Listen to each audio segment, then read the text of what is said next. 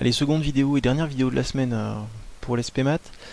Exercice 10, exercice important dans lequel je vous apprends à résoudre une équation diophantienne. Si vous avez déjà travaillé sur le sujet de bac que je vous ai donné cette semaine, la dernière partie, c'est une équation diophantienne.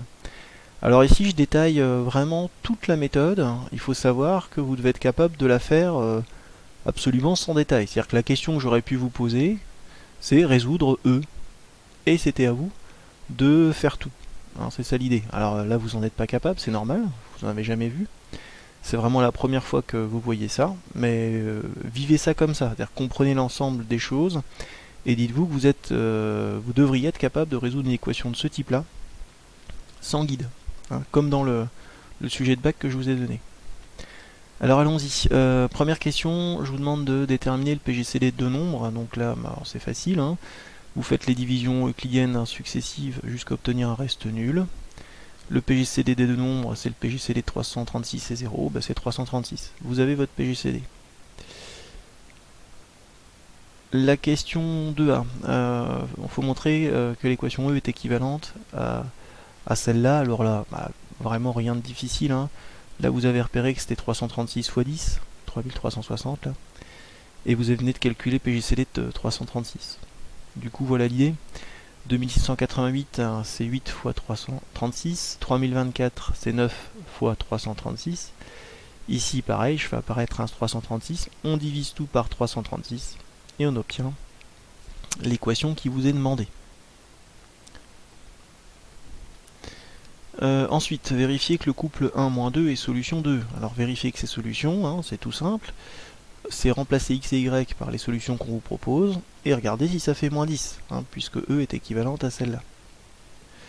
Donc on remplace x par 1 et y par moins 2, on fait le calcul, et on obtient la réponse. La question 3a. Démontrer que si le couple xy est solution de E, alors 8 fois x moins 1 égale 9 fois moins y moins 2. Alors là c'est pareil, c'est quelque chose qui est pas dur, mais pas évident. Si on l'a jamais vu, on le trouve pas forcément. Alors l'idée, elle repose là-dessus.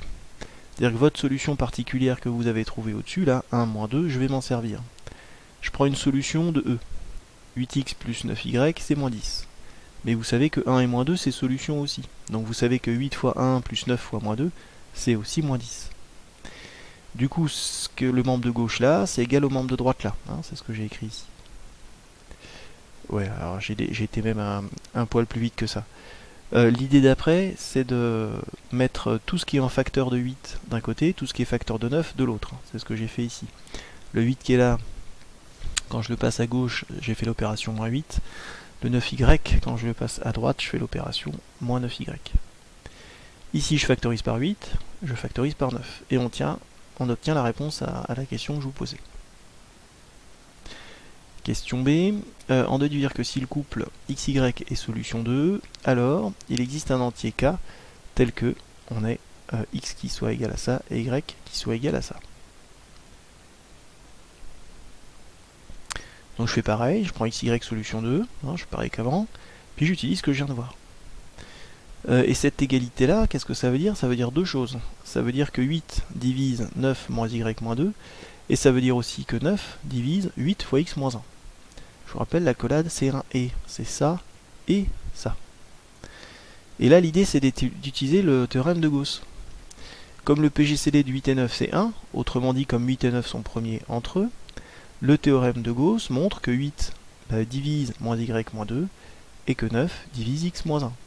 Le théorème de Gauss, je vous rappelle, si A divise B, C, et que A est premier avec B, alors A divise C.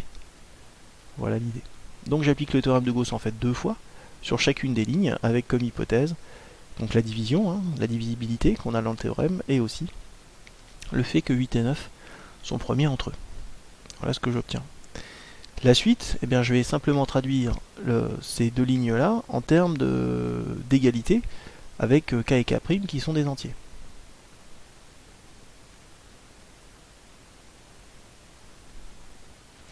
Il existe K et K' deux entiers, tels que moins Y moins 2 c'est 8K, X moins 1 c'est 9K'. Alors attention, il y a une erreur possible ici qui est de prendre K et K. Non, vous ne gourrez pas, c'est bien deux entiers différents. C'est pour ça que j'ai un K et j'ai un K'. Va falloir le montrer que les deux entiers sont identiques. Ici, j'isole x et y, donc ça me fait plus 2 à droite, mais comme j'ai un moins devant y, bah, j'aurai moins 2, moins 8k à droite, et le moins 1 à droite, ça me fait plus 1. Et j'obtiens ça. Alors c'est pas la réponse, encore une fois, parce que vous avez k et k', vous n'avez pas k et k. Comment je démontre que k égale k'? Eh ben je reviens à ce que c'est que x et y. X et y, c'est quoi? C'est les solutions de E. Ça veut dire ça. Je remplace x et y par ce que j'ai trouvé. Je développe, je distribue, je simplifie, et je finis par obtenir k égale k'. Et comme k égale k', bah, j'obtiens la réponse.